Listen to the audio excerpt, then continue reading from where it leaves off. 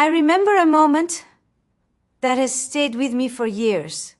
A woman in her early 40s sat across from me, elegant, composed, not the kind of person who spoke dramatically. She smiled politely as she described a man she had recently met. He was older, much older, calm, grounded. There was a quiet confidence about him that made her feel strangely safe and intensely awake at the same time. Then she paused, and she said something that surprised her even as she said it. I didn't know why I was so drawn to him, so I started watching how he answered my questions, not the obvious ones, the small ones. That is where this conversation begins. Because when a woman craves an older man, she is not looking for youth. She is not looking for status. She is not even looking for security in the way most men imagine. She is listening and she is testing, not to manipulate, not to trap, but to understand whether the man in front of her can hold the weight of her desire without collapsing into fear, control, or emotional absence. Let that sink in. Desire is not reckless. It is discerning. When attraction moves beyond the surface, it begins to ask questions, quiet ones, sometimes spoken, sometimes disguised as casual conversation, sometimes never articulated at all. And there are two questions that matter more than any others. Two questions that are rarely asked directly, but always answered, whether you intend to answer them or not. Before we go there, we need to talk about something uncomfortable. Many men believe women are drawn to older men because of experience, wisdom, stability, and yes, those qualities matter. But they are not what create longing. They are what create permission. Permission for desire to unfold safely. A woman does not crave an older man because he knows more. She craves him because she senses that he has made peace with himself. And peace is seductive. You see, most women have spent years managing emotional landscapes, other people's moods, expectations, disappointments. By the time they reach emotional maturity, they are exhausted by chaos disguised as passion. So when an older man enters her life with steadiness, not rigidity, with depth, not heaviness, with confidence that does not demand admiration, her nervous system relaxes and desire follows relaxation. This is where the first test appears.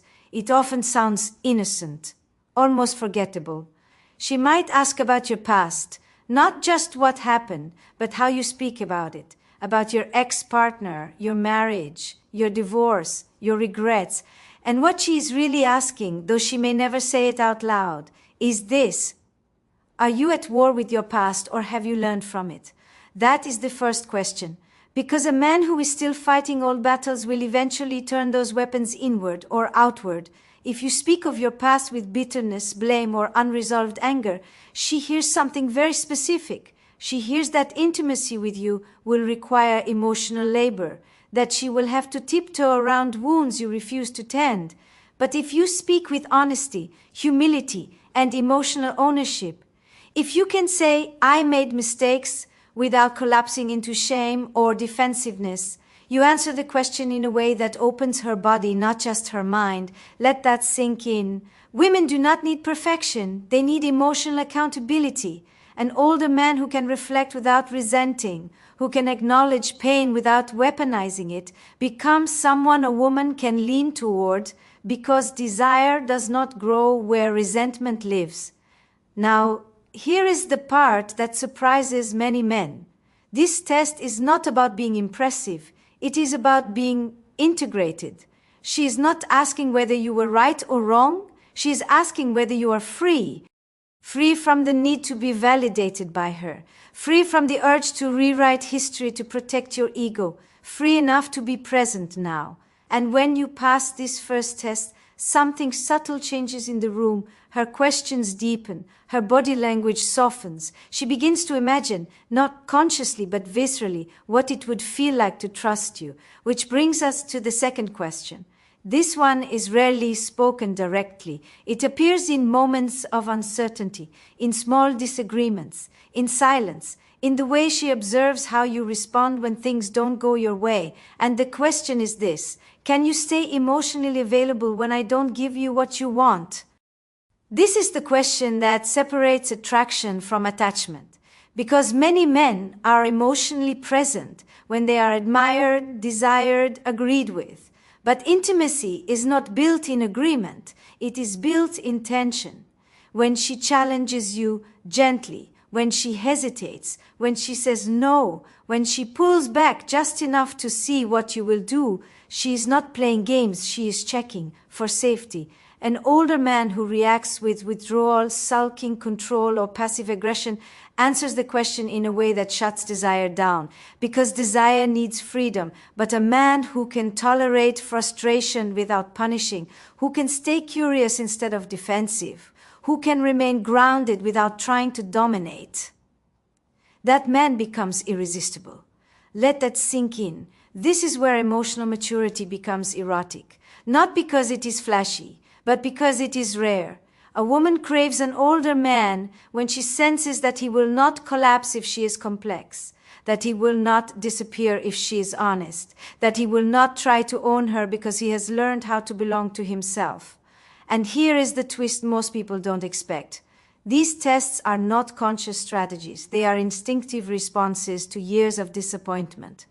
Many women have loved men who demanded reassurance but could not offer presence, men who wanted intimacy but panicked when it became real, men who confused intensity with depth. So when an older man enters her life, she is not hoping he will be different. She is watching to see if he already is. You may think these moments are insignificant, a comment about your ex, a boundary she sets, a pause in communication. But for her, these are data points. She is asking herself, will I feel alone with him or will I feel met? And that answer determines whether desire grows or quietly retreats. There is something else happening beneath these questions. Something rarely named. A woman who craves an older man is often craving a different tempo, a slower rhythm, a deeper attention, a kind of intimacy that does not rush toward outcome. Older men who understand this stop performing and start inhabiting the moment. They don't chase, they don't withdraw, they don't pressure, they listen. And listening, when done without agenda, is profoundly seductive, because to be listened to is to be seen. Now let's talk about the uncomfortable truth. Age does not make you attractive. Presence does. You can be 60 and emotionally adolescent. You can be 40 and emotionally wise. What women respond to is not years lived, but awareness gained. An older man who has not examined his patterns will repeat them with greater consequences. But an older man who has reflected, grieved, forgiven, and integrated his life becomes a refuge. And refuge is not boring. Refuge allows desire to unfold without fear. Think about this for a moment. When was the last time you sat with discomfort without trying to fix it? When was the last time you allowed a woman to be uncertain without demanding clarity? When was the last time you stayed open when you felt exposed? These moments answered the two questions more clearly than any words ever could. And here is the quiet climax of this conversation. When a woman craves an older man, she is not asking him to lead her. She is asking him to walk beside her without needing to control the direction. That kind of partnership feels revolutionary to someone who has spent years being managed, misunderstood, or minimized. And it awakens desire that is not frantic but deep. The bittersweet truth is this. Many men never realize they are being tested, and so they fail tests they never knew existed. Not because they are bad men, but because no one taught that emotional steadiness is more powerful than performance.